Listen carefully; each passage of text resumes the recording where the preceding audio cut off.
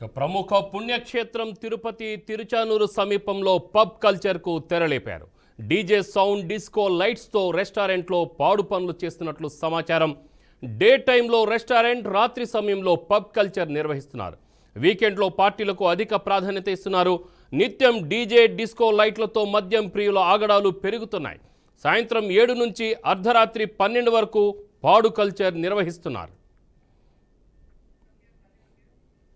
వ్యవహారంపై తిరుపతి జిల్లా ఎస్పీ సుబ్బారాయుడు స్పందించారు. తిరుపతి ఆధ్యాత్మిక నగరమని, ఇక్కడ ఎలాంటి పబ్లకు అనుమతి లేదని స్పష్టం చేశారు. తిరుపతి సమీపంలో రెస్టారెంట్లో పబ్ నిర్వహిస్తున్నట్లు తన దృష్టికి వచ్చిందన్నారు. ఎక్సైజ్ శాఖ వారితో మాట్లాడి చర్యలు తీసుకుంటామని అన్నారు. తిరుపతిలో పబ్ కల్చర్కు పర్మిషన్ లేదని స్పష్టం చేశారు. దీని వెనకాల ఎంతటి వారినైనా శిక్షిస్తామని హెచ్చరించారు. పూర్తి స్థాయిలో విచారణ చేపడతామని ఎస్పీ సుబ్బారాయుడు వెల్లడించారు. ఆధ్యాత్మిక నగరమైన తిరుపతిలో పబ్ కల్చర్కు ఎవరు స్టార్ట్ చేశారు, దీని వెనకాల ఎవరి హస్తాలున్నాయి, దీనిపై మరింత సమాచారం మా తిరుపతి బ్యూరో చీఫ్ గోపీనాథ్ అందిస్తారు. గోపీనాథ్. పోలీసులు దాడులు నిర్వహిస్తున్నారు. ప్రధానంగా తిరుపతి పుణ్యక్షేత్రం ఇక్కడికి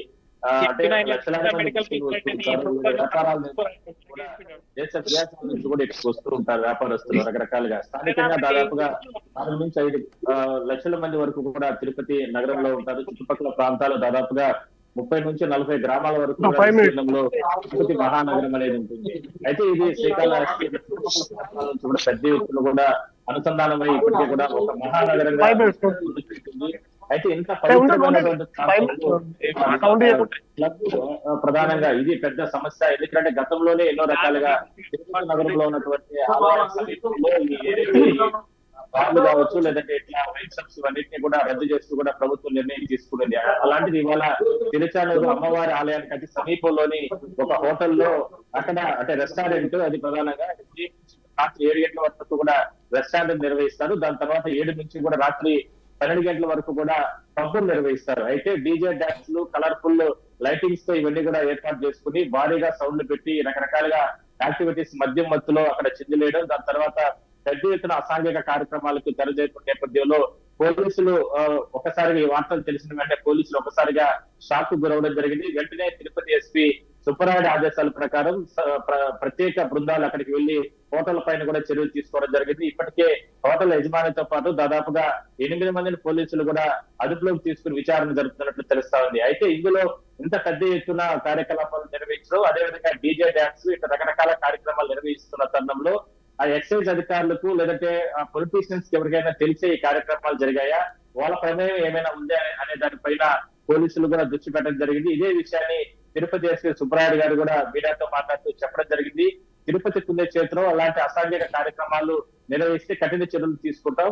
కాబట్టి ఇవాళ ఈ హోటల్ సంబంధించిన నిర్వాహకులు ఈ కార్యక్రమాలు నిర్వహించారు కాబట్టి అసలు వీళ్ళకి ఎవరు అనుమతులు ఇచ్చారు, అనుమతులు ఇచ్చుంటే ఏ అధికారులు ఇచ్చారు, లేదంటే ఒకవేళ అనుమతులు ఇవ్వకుండా రాత్రి 7 గంటల నుంచి 12 గంటల వరకు కూడా ఇలాంటి అసాంఘిక కార్యక్రమాలకు నిర్వహణలు ఎట్లా జరుగుతున్నాయి అనే దానిపైన పూర్తి స్థాయిలో దర్యాప్తు చేస్తామంటూ కూడా ఎస్పీ చెప్పడం జరిగింది. ఇప్పటికే ప్రభుత్వ నిబంధనల ప్రకారం బడులు, అదేవిధంగా తిరుపతిలో ఆధ్యాత్మిక ఆలయాలు, చరిత్ర గల ఆలయాలు కావచ్చు, వెంకటేశ్వర స్వామికి సంబంధించి వాళ్ళ అన్నగా ఉన్నటువంటి గోవింద స్వామి ఆలయం కావచ్చు, పద్మావతి అమ్మవారు, వెంకటేశ్వర స్వామి సతీమణి, ఈ ఆలయాల వద్ద దరిదాపుల్లో ఎక్కడ కూడా దాదాపు కిలోమీటర్లు ఎక్కడ కూడా వైన్ షాప్స్ కానీ బార్స్ ఉండవు. అలాంటిది అమ్మవారి ఆలయానికి అతి సమీపంలోని ఇంత పెద్ద ఎత్తున డీజే డాన్స్ తో, అదేవిధంగానే ఇక్కడ కలర్ఫుల్ డెకరేషన్స్ లు, అదేవిధంగానే పంపు నిర్వహిస్తున్నాడంటే ఎంత ధైర్యంగా ఉందనేది స్థానిక ప్రజలు ఆగ్రహం వ్యక్తం చేస్తున్నారు.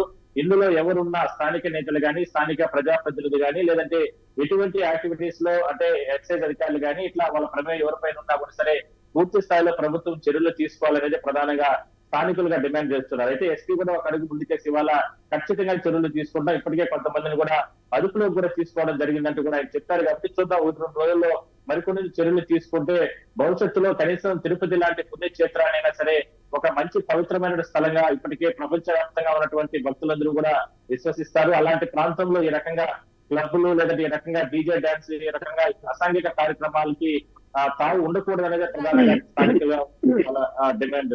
Ramana. Right Gopinath, thank you.